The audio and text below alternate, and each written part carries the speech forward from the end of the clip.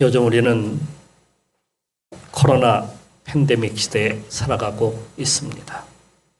이 시대의 가장 큰 문제는 모임의 부재입니다. 공동체가 활성화되기 위해서는 모임이 자주 있어야 돼요. 자주 모여야 돼요. 모여서 친교를 나누고 또 교제를 하면서 활성화되고 다양한 프로그램들을 또 할 수가 있게 되죠. 그러나 코로나는 그 모든 모임을 갖다가 다 차단시켜 버렸어요. 2인 이상 모임도 금지가 되었어요. 결혼식이나 장례식을 해도 또 그리고 교회에서 예배를 드려도 대규모 집회는 이제는 할 수 없게 되었습니다. 그런데 이것은 코로나가 끝이 나도 예전과 같은 그러한 모임이나 혹은 집회는 불가능하다 그렇게 말들을 합니다. 이제는 교회에서 밥 먹는 것도 역사의 시간 속으로 사라져 버리고 만다는 것이죠. 다시는 우리가 교회에서 밥 먹는 일은 거의 없게 될 겁니다. 코로나는 사실 모든 영역에 다 영향을 끼쳤어요. 경제, 산업, 사회, 문화, 교육, 의료, 종교에 이르기까지 어려움을 주지 않은 그러한 것이 하나도 없습니다. 그래서 모두가 다 어렵다는 말을 합니다. 수출이 금감하고요. 여행업계들이 몰락을 하고요. 또 소상공인들이 문을 다 닫아버리고 사교육의 그 어려움을 갖다가 이제는 호소하고 의료체계가 이제는 막 무너져 내리고 변화됩니다. 교회는 대면 예배가 아닌 비대면 예배로 돌리는 교회들도 많이 생겨났습니다. 코로나 이전과 코로나 이후의 세상이 이렇게 다른 것을 우리는 볼 수가 있습니다. 그런데 이 모든 영역이 코로나가 끝나도 크게 달라지지 않을 것이라고 하는 것이 바로 학자들의 전망입니다.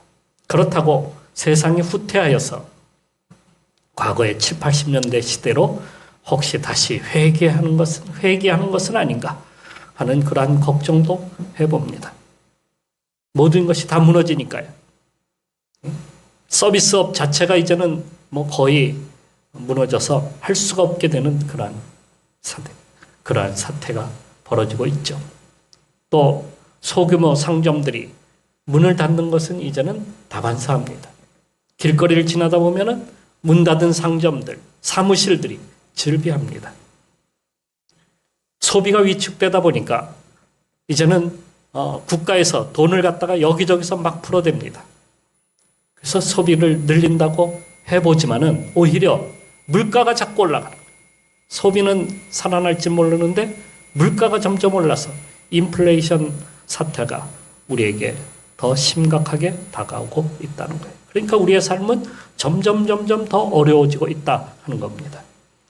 거기에 서로 모여서 친교하고 서로 교제를 통해서 관계를 이루어야 되는데 모임은 사라져버리는 거예요.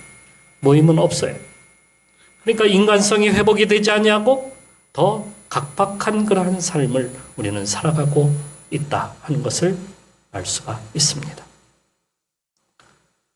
18세기에 산업혁명이 일어나요. 영국에서부터 산업혁명이 일어나죠. 그것은 공업화하는 과정 중에 하나였습니다. 그래서 제일 먼저 무슨 일이 있었냐면 방직기계를 갖다가 만들어서 보급하는 일이었어요. 방직기계. 여러분 과거에는 사람들이 뭘 했어요? 물레를 짰잖아요. 집에서 물레를 짜가지고 혹은 몇몇이 모여가지고 물레를 짜서 그것을 물건을 만들어서 공급하는 그게 전부였어요. 그런데 이제는 뭐가 들어섰냐면 방직기계가 하나씩 떡떡 들어오는 거예요.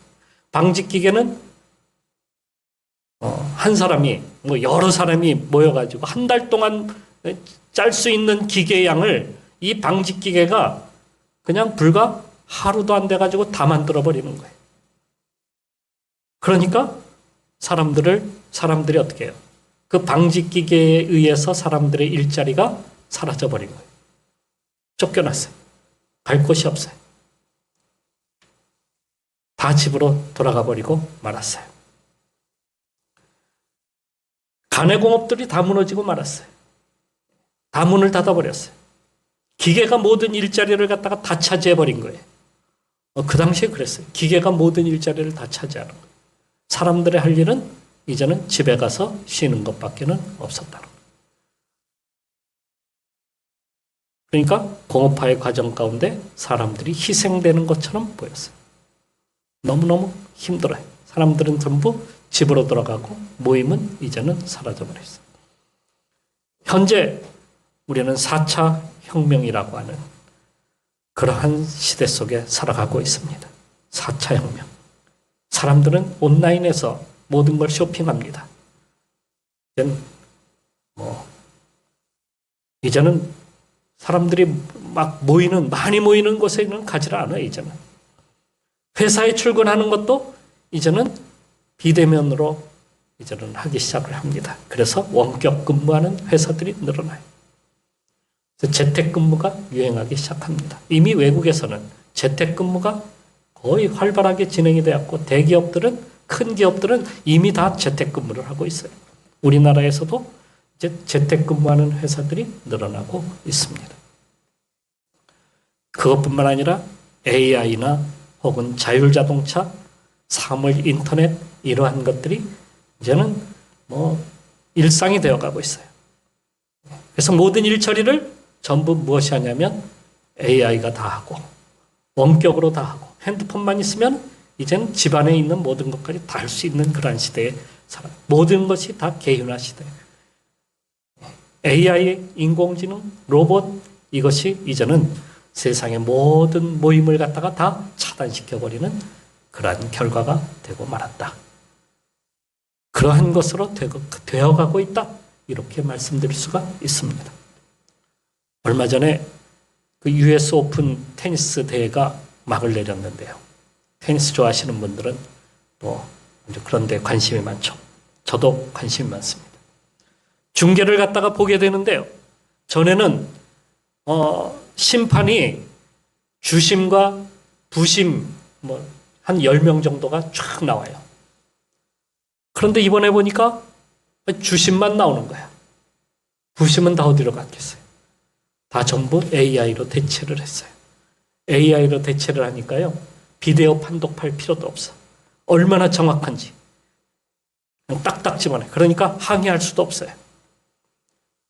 또 그 얼마나 빠르게 이게 판단을 내려주는지 정확합니다. 심판들은 다 어디 갔을까요? 다 집으로 갔어요. 깜짝 놀랐어요. 저는 그걸 보고. 야, 벌써 이런 시대가 되었구나. 이제는 AI가 모든 것을 다 하는구나. 한 직장에서 AI 회계사를 둔다면 어떤 일이 벌어지는지 아십니까? 한 달 동안 몇 사람이 매달려가지고 일할 거리를 갖다가 단 1시간에, 단 1시간 만에 AI가 다 처리를 해버리는 거예요. AI는 놀지 않습니다. AI는 점심시간도 없어요. AI는 잠도 없습니다. 그리고 틀리지 않습니다. 사람들은 어디로 가야 돼? 다 집으로 가야 돼요. 이제는 모임이 다 차단이 되는 거예요. 이런 세상 속에서 앞으로 교회는 계속 모임을 진행할 수 있을까? 과연 믿는 사람들은 얼마나 남아 있을까? 전도와 선교는 가능할 수 있을까? 이런 걱정을 갖다가 하지 아니할 수가 없다 하는 것입니다. 예수님께서 부활하신 후에 하늘로 가실 때에 제자들은 앞날이 참으로 걱정이 됐어요. 예수님이 가시면 우리 모임은 이제 어떻게 되는 걸까?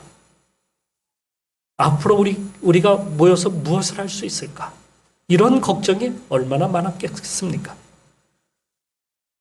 십자가에 달리시기 전에도 제자들은 이런 걱정 속에서 자주 예수님께 그런 질문을 했어요. 그때 주님께서는 너희는 마음에 근심하지 말라. 하나님을 믿으니 또 나를 믿어라. 내가 있어야 할 곳을 또한 예비하러 가노라. 주님께서는 미리 제자들에게 그러한 말씀을 계속해서 하시면서 너희는 그냥 나만 믿고 따라라. 하나님만 예수 그리스도를 의지하고 따라라. 그것을 갖다가 계속 말씀하시고 굳건한 믿음 가운데 세워져 설 것을 당부하셨습니다. 그런데 그것이 현실적으로 지금 다가온 겁니다. 그때 예수님께서 제자들에게, 사도들에게, 거기 모인 사람들에게 뭐라고 말씀하셨냐면 예루살렘을 떠나지 말고 내게 들은 바 아버지께서 약속한 것을 기다리라.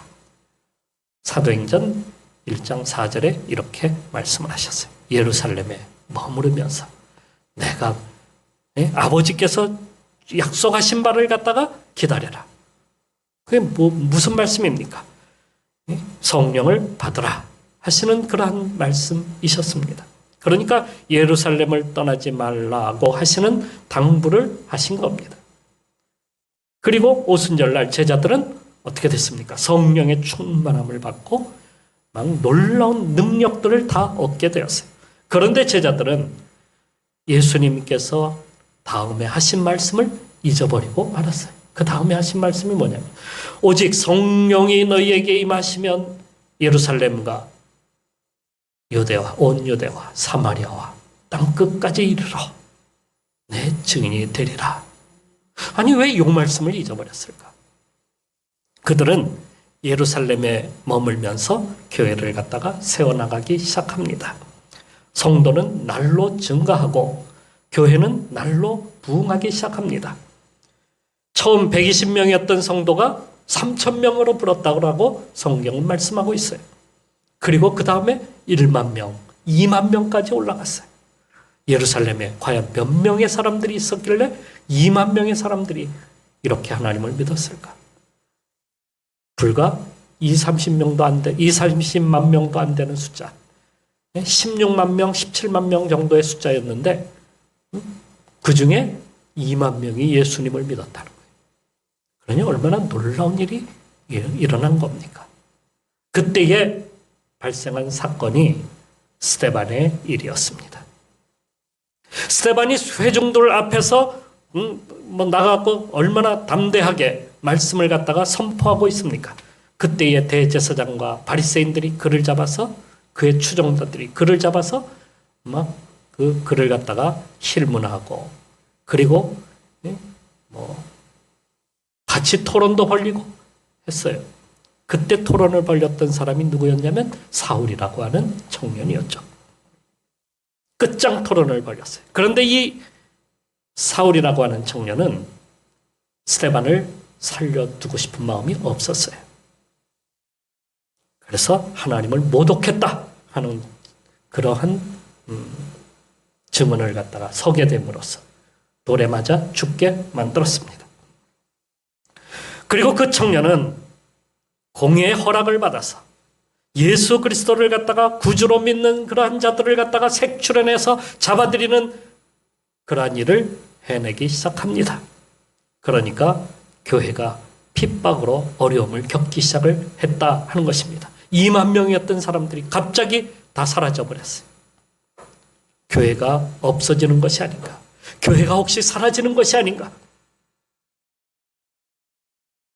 그 당시에도 그러한 염려가 사람들 속에 있었던 겁니다. 그로 인해서 사도들은 유대와 사마리아로 뿔뿔이 흩어졌습니다. 교회의 위기가 닥친 겁니다. 사도가 사라진 겁니다. 10,000명, 2만 명 모였던 교회가 순식간에 다 쪼그라들어 버리고 말았어요. 교회가 곧 와해돼 버리는 것이, 사라져 버리는 것이 아닌가? 복음의 위기가 온 것이 아닌가? 남은 사도는 없지 않습니까? 다 도망가고 말았어요. 이렇게 교회가 어려움에 처하게 되면 반드시 변절자들이 또한 생겨난다는 것을 우리는 알아야 됩니다. 내부적으로 이러한 것들 때문에 교회가 더 어려워져요. 그들은 교회를 갖다가 위태롭게 만듭니다. 예수님께서 겟셋마네 동산에서 기도하실 때에 군병들이 쫓아왔어요. 그리고 예수님을 잡아서 대제사장 가바에게로 끌어갑니다. 그 가바에게로 끌려갈 때에 다른 제자들은 다 어떻게 됐을까요? 제자들은 다 도망쳤어요. 다 도망쳤는데 그 중에 마태는 얼마나 급했던지 옷 벗은 채로 도망쳤다라고 이렇게 기록하고 있어요. 옷 벗은 채로 도망을 했어요. 어떻게 벗었는지 모르겠어요. 그 중에 베드로와 또 한 사도 하나가 예수님의 뒤를 따랐어요. 그리고 가바의 뜰 앞에까지 왔습니다. 베드로가 그 뜰 안에 들어설 때에 한 여종이 와서 그에게 묻습니다. 혹시 당신은 예수를 쫓아다니던 사람 아닙니까? 난 아니요. 잘못 봤어. 얼마 있다가 또 한 여종이 와서 묻습니다. 내가 보기에 당신은 분명 예수를 갖다가 쫓아다니는 사람으로 보이는데 당신이죠? 맞죠? 그 사람이죠? 무슨 소리야? 나는 아니요. 나는 절대로 그런 사람 모르고. 얼마 있다가 옆에 있던 한 사람이 그에게 묻습니다. 당신 말투가 갈릴리 사람인데 그 도당 아니요? 갈릴리 사람과 함께 다니는 그 도당? 그런 도당은 저주를 받아서 없어져야 될 도당이요. 나는 그런 사람들하고 상관이 없어. 베드로가 이렇게 이야기했어요. 저주를 했다라는 거예요. 저주를. 그때 닭이 울었다라고 성경은 말씀하고 있어요. 그는 참으로 그 일 이후에 정말 후회했어요. 내가 왜 그렇게 살았나? 내가 왜 그렇게 예수님을 부인했나?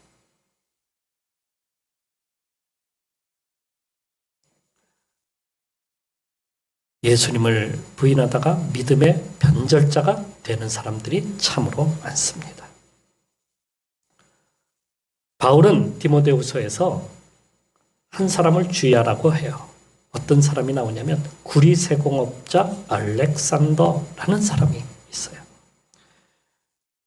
알렉산더라는 이름은 그 당시에 참으로 흔했어요. 그래서 그 앞에다가 구리세공업자라고 이렇게 붙였어요. 그 사람은 어떤 사람이었을까?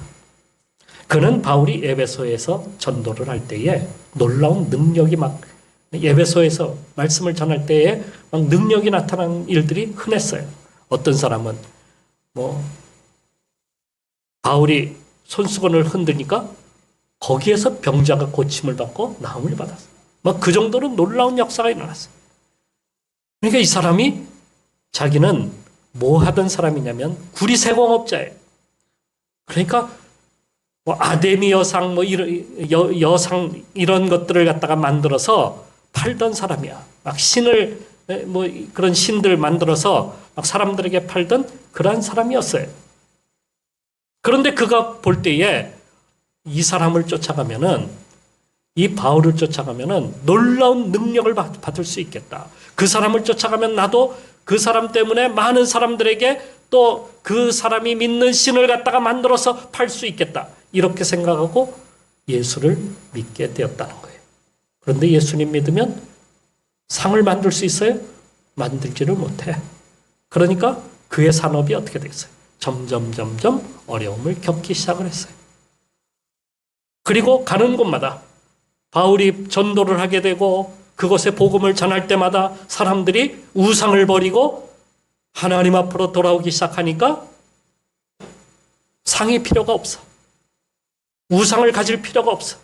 그러니까 이 사람이 만들던 그 모든 일들은 점점 어려움을 겪기 시작하고 결국에는 망해버리고 말았어요. 그러니까 그 다음부터 무슨 일을 하기 시작했어요? 바울을 욕하기 시작을 했어요. 하나님을 믿으면 잘못된다고 그렇게 이야기를 합니다. 저주를 합니다.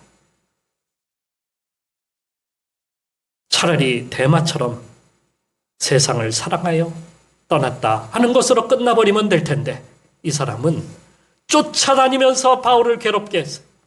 쫓아다니면서 그 그리스도인들을 갖다가 힘들게 만들었어요. 교회를 어렵게 만들었어요. 이런 사람들이 교회에 나올 수 있다는 사실이에요. 그래서 이 사람을 주의하라. 바울은 가는 곳마다 이 사람에 대하여 여러 곳에서 쓰고 있어요. 이 알렉산더를 주의하라.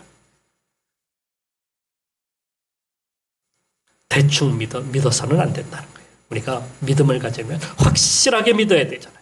그죠? 북한에 가면은 북한에 공산화되는 과정에서 강량욱이라고 하는 목사가 있었어요. 이 사람은 누구냐면 누군지 아시죠? 김일성의 삼촌 되는 사람이야. 이 사람이 조선 그리스도 연맹을 만들어서 하나님을 믿는 사람들을 갖다가 모으기 시작해. 그리고 그 사람들을 다 어떻게 했겠어요? 다 처단해 버리는 거예요. 교회가 그 사람 때문에 와해가 되기 시작을 한 거예요.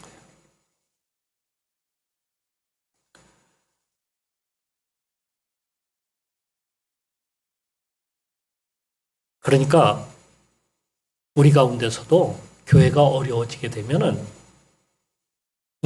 자기만 살겠다고 교회를 갖다가 어려움에 빠뜨리고 복음을 하나님 나라를 갖다가 그렇게 무너뜨리는 그러한 사람들이 생겨난다 하는 것을 우리는 알 수가 있습니다. 교회의 재산을 빼돌리는 사람도 있어요. 어떤 사람은 마치 사유재산인 것처럼 자기의 모든 교회의 모든 것들을 자기 자식에게 다 물려주는 그런 사람도 있어요. 어떤 사람들은 마치 간첩인 것처럼 교회를 갖다가 교회 들어와 가지고 교회를 갖다가 갈라지게 만드는 그러한 사람들이 있어요. 공산주의를 창시한 칼막스는 유대인이었어요. 소련을 갖다가 공포의 도가니로 만든 그리고 교회를 다 없애버린 스탈린은 젊은 시절에 신학도였습니다. 김일성은 모태신앙으로 태어났습니다. 이런 자들이 변절되니까 교회를 없애버리는 적그리스도들이 되어버리고 만다는 사실이에요. 그것이 오늘날까지 이 그 어둠의 영이 교회 안에 어른어른거리고 있다는 사실을 우리는 항상 알고 믿음 가운데 굳건하게 서야 된다는 사실을 다시 한번 우리가 확신하고 가시기를 바랍니다. 외부적으로도 어려움을 당하는 그러한 경우들도 많이 있습니다. 초대교회에서는 사울의 핍박이 극에 달했어요. 그로 인해서 사도들이 뿔뿔이 흩어졌다라고 말씀하고 있죠. 집사들도 다 흩어졌습니다. 예루살렘은 오히려 사울로 인해서 숨어들어야만 했습니다. 그러니 대면으로 모일 수가 없었어요. 모이면 언제 알았는지 사울의 추종자들이 득달같이 쫓아와서 신고하고 잡아갑니다. 그러니 모일 수가 없었어요. 조용히 집에 머물면서 몇몇 성도만 그렇게 예배해야만 했습니다. 항의할 수가 없었습니다. 항의하면 당국은 사울 편을 들었어요. 그래서 오히려 잡아 가두고 그리스도인들을 없앴어요. 그것이 그때만 생겼습니까? 계속해서 교회는 300년 동안 지하에 혹은 무덤 속에 들어가서 예배를 드려야 할 때도 있었습니다. 바리새인들은 더 난리였습니다. 그들은 자신들의 종교를 부흥시켜야 된다며 오히려 당국과 결탁하여서 더 힘을 갖다가 가했습니다. 그러니 항의할 수도 없고 신고할 수도 없었습니다. 전도할 수가 있습니까? 만날 수가 있습니까? 만나야 전도를 하죠. 정말이지 그런 상태로서는 교회가 더 이상 설 수가 없는 오히려 와해되고 사라질 수밖에 없었던 그러한 시대였다는 사실입니다. 오늘날처럼 말입니다.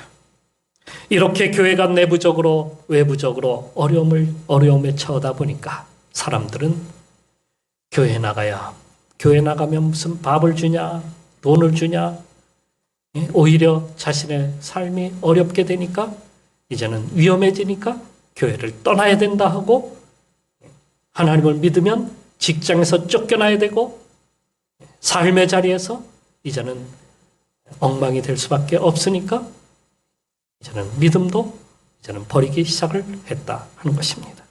많은 사람들이 직장에서 쫓겨납니다. 많은 사람들이 일자리를 잃어버립니다. 사업에 방해를 받습니다. 교회를 다니려면 직장도 관둬야 되고 장사도 하지 말아야 합니다. 또 어떤 이는 동네에서 쫓겨나야만 했던 그러한 시절도 있었습니다. 보이지 않는 세상의 핍박이 얼마나 심했던지 교회는 그 당시에는 참으로 너무도 힘들고 어려웠던 그러한 시절을 보내야만 했습니다. 정말 교회는 위기였을까요? 그런데 말입니다. 성경은 그렇게 말씀하고 있지를 않습니다. 이것은 위기가 아니라 교회에 주시는 하나님의 기회, 은혜였다는 사실입니다. 사도들은 유대로 사마리아로 흩어져서 그곳에 가서 복음을 전하기 시작을 했습니다. 주님의 말씀에 오직 성령이 너희에게 임하시면 너희가 권능을 받고 예루살렘과 온 유대와 사마리아와 땅끝까지 이르러 내 증인이 되리라고 하시는 이 말씀을 따라서 온 곳에 복음이 전파되기 시작을 하였습니다. 우리가 읽은 8장 1절에서 3절 말씀 뒤에 보면은 빌립 집사가 사마리아로 가서 그곳에서 복음을 전할 때에 놀라운 능력이 일어나고 있었다는 사실을 이렇게 밝히고 있습니다. 또 사도들이 다니면서 복음을 온 곳에, 온 소아시아와 여러 곳에 다니면서 복음을 전하기 시작을 합니다. 더 놀라운 것은 사울의 회심이었습니다. 그렇게 교회를 박해했던 그 사울이 어느 날 다메섹으로 가다가 그곳에 가서 그리스도인들을 잡아다가 와해시키기 위해서 쫓아가다가 그곳에서 예수 그리스도를 만나게 되었습니다. 그가 사울이 아닌 바울이 되는 순간이었습니다. 이후에 어떤 일이 벌어졌습니까? 복음이 사마리아를 통해서 퍼져나가기 시작합니다. 저 소아시아로 퍼져나갑니다. 그리고 저 유럽으로 그리스와 저 로마와 그리고 저 스페인까지 복음이 들어가기 시작을 합니다. 오히려 위기가 아니라 기회였다는 사실을 오늘 이 말씀을 통해서 우리에게 보여주고자 하는 것입니다. 교회는 사람들이 생각할 때 곧 없어질 거야. 교회는 사람들이 생각할 때 무너질 거야. 그들은 이 세상에서 사라질 거야. 라고 그렇게 생각을 했을지 모르지만 하나님께서는 그 위기를 오히려 기회로 만들어서 놀라운 일을 하게 만드신 것을 우리는 이 말씀을 통해서 다시 한번 깨달아야 합니다. 산업혁명이 일어난 그 영국 공업화로 인해서 사람들은 점점 삶이 나아지는 것처럼 보였을지는 몰라도 영적으로는 무너지고 말았다는 사실입니다. 피폐해져만 갔어요. 공업화가 되면서 영국은 이렇게 사람들의 영적인 그러한 모습들은 다 어려움을 겪고 고통을 받고 있었던 것입니다. 그 산업혁명이 주의 지역으로 퍼져나갔죠. 그런데 말입니다. 그곳에서도 똑같은 현상이 일어났어요. 영적으로 무너지니까 프랑스 대혁명이 일어났습니다. 러시아 혁명이 일어났습니다. 그런데 영국에서는요, 놀랍게도 복음 혁명이 일어났어요.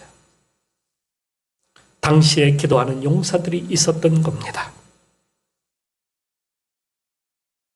웨슬리 형제와 그리고 위필드와 같은 복음 전도자들이 정말 그 나라를 위해서 뜨겁게 기도하면서 어느 날 하나님께서 그들을 쓰시기 시작을 했습니다. 그럼으로써 영국의 복음 각성운동이 일어나기 시작하는데요. 이것이 또한 퍼져나가기 시작합니다. 미국으로 퍼져나가고 20세기에는 우리나라에도 영향을 끼쳤어요. 놀라운 일들이 우리나라에 일어나지 않았습니까? 이것이 바로 그 당시에 일어났던 복음 각성운동이었습니다. 오늘 우리는 그동안 겪어보지 못한 그러한 팬데믹이라고 하는 그러한 시대, 그러한 시대에 우리는 2년 가까이 살아가고 있습니다. 코로나가 한때는 교회에서 일어난다. 그래서 교회 가지 못하고 교회가 마치 주범처럼 몰릴 때도 있었습니다. 지금도 교회 가면 코로나에 걸린다라고 그렇게 믿는 사람들도 있습니다. 우리 교인 중에 어떤 이는 예배 가면 코로나에 걸리지 않느냐 해서 아직도 나오지 못하는 분도 있습니다. 이 기간 동안에 우리는 한 번도 전도를 해본 적이 없습니다. 교회가 혹시 그로 인해서 주저앉지는 않나? 혹시 와야 되고 교인들은 다 떠나지 않나? 그런 걱정도 있었습니다. 그러나 여러분, 이 시대를 위해서 우리가 기도하며 그때 준비하고 있으면 반드시 하나님께서 우리에게 기회를 갖다가 주신다는 사실입니다. 그러니까 우리는 지금 이 시대에는 기도와 말씀 속에서 우리가 살아가야 된다는 말씀입니다.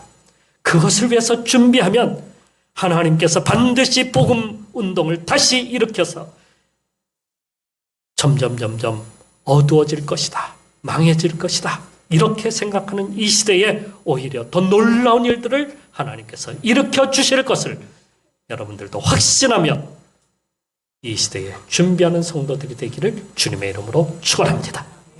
기도하겠습니다.